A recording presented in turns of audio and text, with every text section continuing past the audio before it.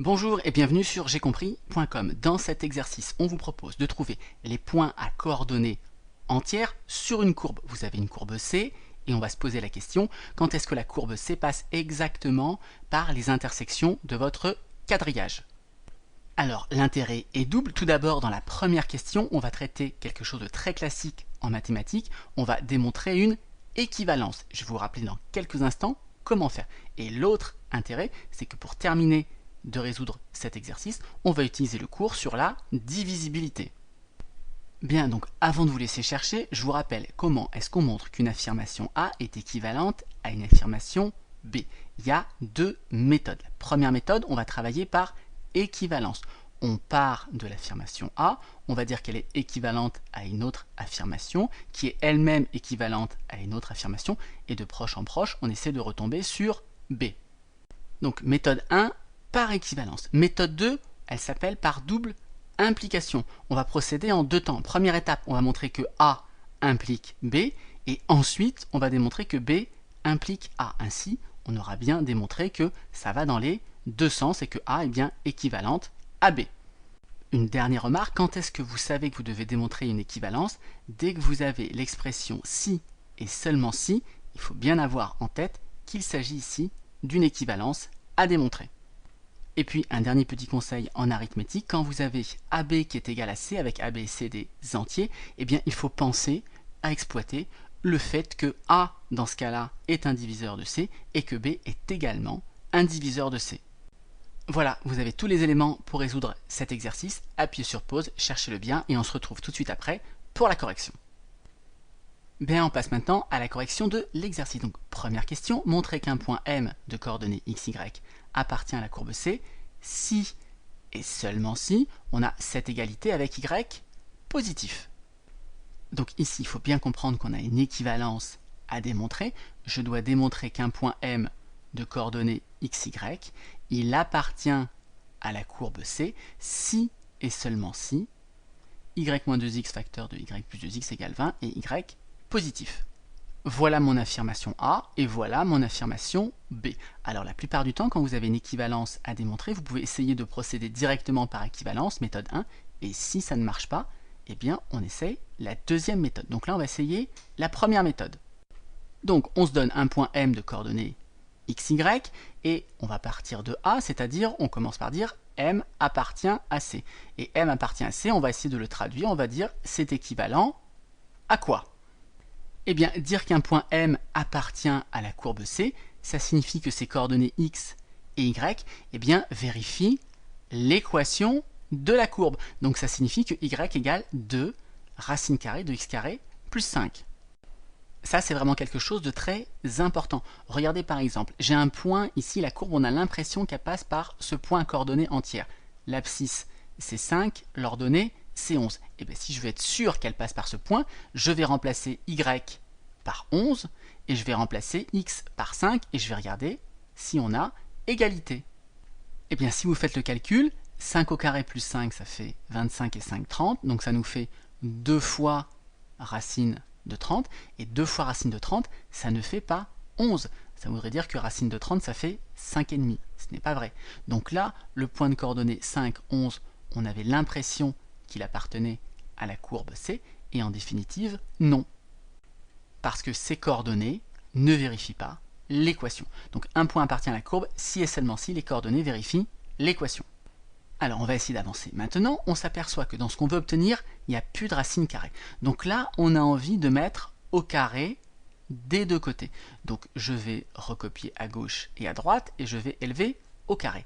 La question maintenant, c'est en élevant au carré, est-ce que je suis toujours bien équivalent? Est-ce que j'ai gardé l'équivalence? Est-ce que ça, c'est équivalent à ça? Eh bien là, il faut faire attention. Lorsque vous avez deux nombres a et b qui sont égaux, évidemment, vous pouvez en déduire que a au carré va être égal à b au carré. Pas de problème. Mais dans l'autre sens, ça ne marche pas. Je vous donne un exemple tout simple. Moins 3 au carré et 3 au carré, eh bien on a bien égalité, ça vaut 9. Par contre, moins 3 n'est pas égal à 3. Donc vous voyez que l'implication du bas vers le haut ne marche pas. Alors on va quand même pouvoir s'en sortir, parce que si A et B sont positifs, alors dans ce cas-là, ça marche. Vous avez le droit de dire que A et B sont égaux si et seulement si leurs carrés sont égaux. Et donc ici, je vais pouvoir mettre le symbole équivalent.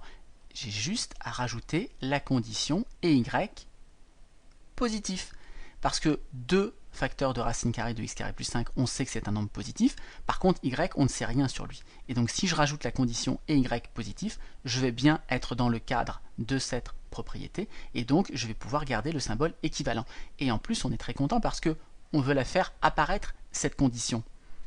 Alors là, on a fait le plus difficile, c'est plus que du calcul maintenant. Donc pour le carré, ici, je vous ai rappelé la propriété. C'est le 2 qui est au carré, donc ça va nous faire 4 fois, et là, racine carrée au carré, on va juste récupérer x carré plus 5.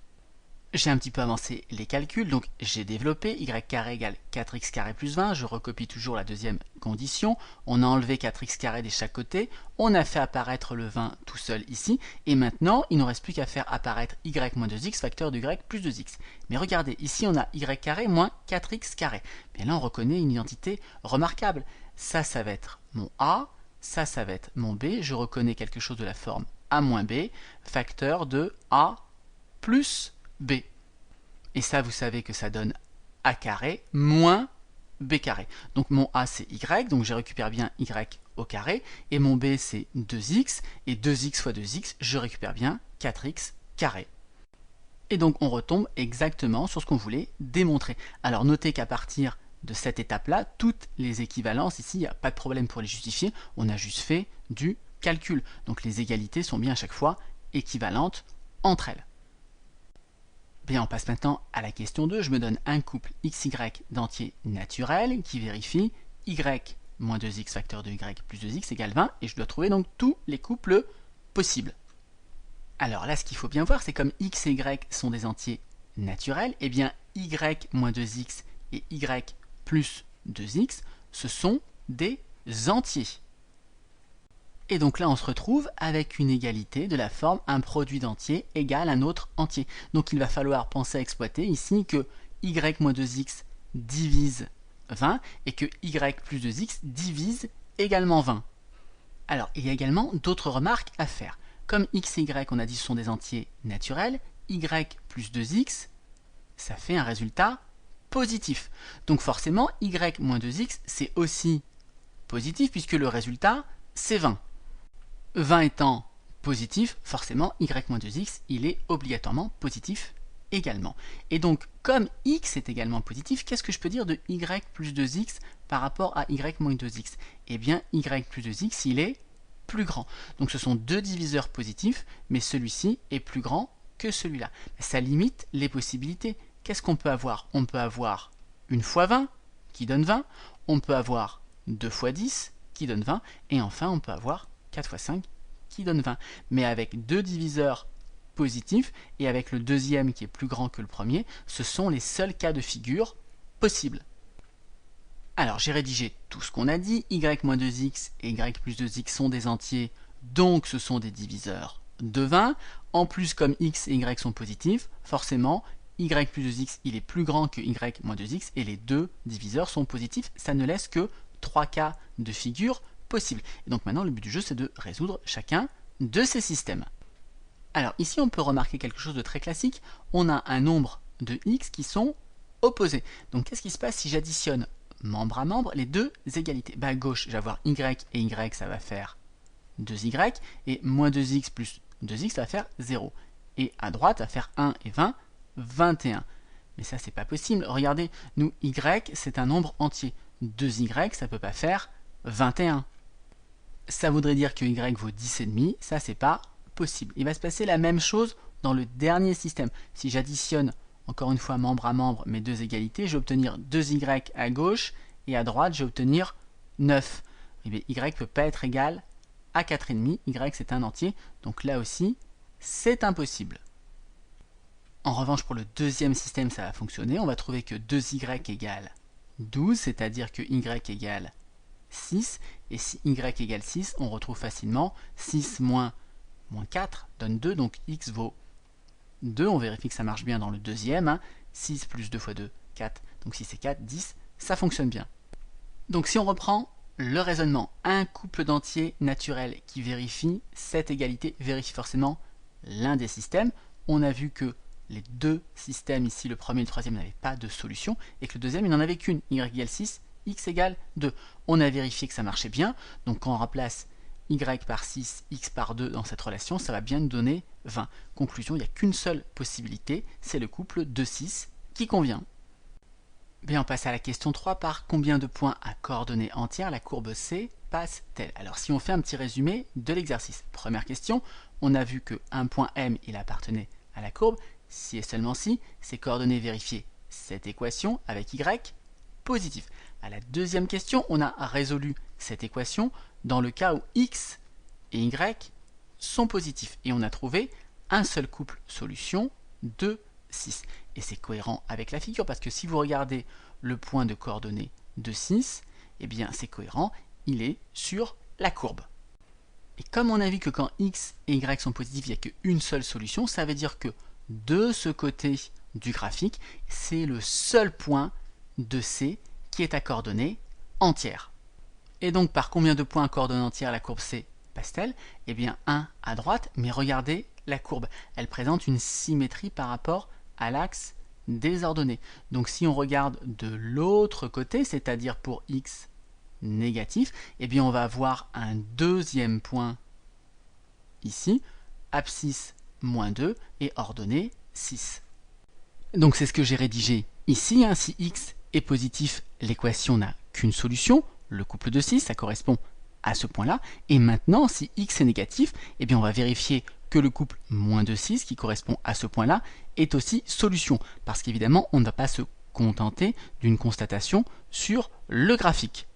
Alors pour vérifier par le calcul que ce couple-là appartient bien à la courbe, eh bien soit on peut utiliser cette équation, mais on peut également revenir à l'équation de départ. Et donc on va remplacer y par 6 et x par moins 2 et vérifier que ça marche bien. En plus, en revenant à l'équation de départ, on comprend bien qu'en remplaçant x par moins 2 ou par 2, ça va donner le même résultat puisque le x il est au carré. Donc on refait rapidement le calcul. Moins 2 au carré, ça nous donne 4. 4 plus 5, ça fait 9. Racine carrée de 9, ça fait 3. Et 2 fois 3 redonne bien 6. Donc en remplaçant x par moins 2 et y par 6, l'équation est vérifiée. Donc le point appartient bien à la courbe. Alors pour être tout à fait rigoureux maintenant, on va justifier que de ce côté du graphique, c'est bien le seul point à coordonnées entières qui passe par C. Imaginons qu'il y ait un autre point à coordonnées entières qui passe par C. Eh bien en utilisant toujours la symétrie ici de la courbe, on trouverait de l'autre côté un point à coordonnées entières. Or, on a vu que de ce côté, il n'y en avait qu'un seul. Donc c'est ce que j'ai écrit ici. C'est le seul, ce couple moins 2, 6, parce que sinon, s'il y avait un deuxième couple à gauche, eh bien il y en aurait un deuxième à droite avec x positif. Et ça, c'est pas possible. Donc ce qu'il faut bien comprendre, c'est que si vous avez un couple de la forme moins xy qui vérifie cette équation, eh bien le couple de la forme xy, il vérifie aussi l'équation, puisque la racine carrée de moins x au carré plus 5, c'est pareil que la racine de x au carré plus 5. Et donc, conclusion, C passe par 2 points à coordonnées entières. Voilà, ceci achève cette vidéo. Comme d'habitude, si vous l'avez appréciée, n'hésitez pas à la partager et à la liker.